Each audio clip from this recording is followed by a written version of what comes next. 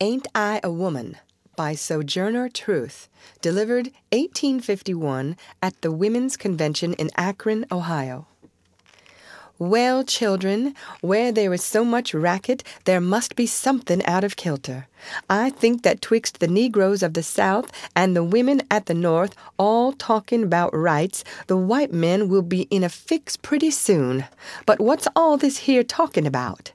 That man over there says that women need to be helped into carriages and lifted over ditches and to have the best place everywhere. Nobody ever helps me into carriages or over mud puddles or gives me any best place. And ain't I a woman? Look at me. Look at my arm. I have plowed and planted and gathered into barns, and no man could heed me. And ain't I a woman?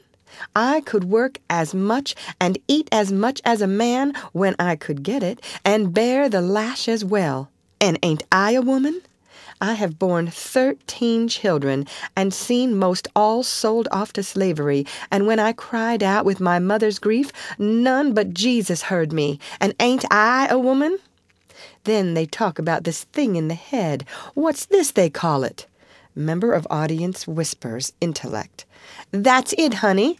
What's that got to do with women's rights or Negroes' rights? If my cup won't hold but a pint and yours holds a quart, wouldn't you be mean not to let me have my little half measure full?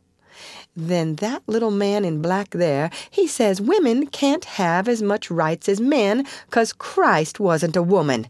Where did your Christ come from? Where did your Christ come from? From God and a woman. Man had nothing to do with him. If the first woman God ever made was strong enough to turn the world upside down all alone, these women together ought to be able to turn it back and get it right side up again. And now they is asking to do it, the men better let them. Obliged to you for hearing me, and now old Sojourner ain't got nothing more to say. The end. Read by Lorraine Montgomery for Lit to Go on the web at fcit.usf.edu.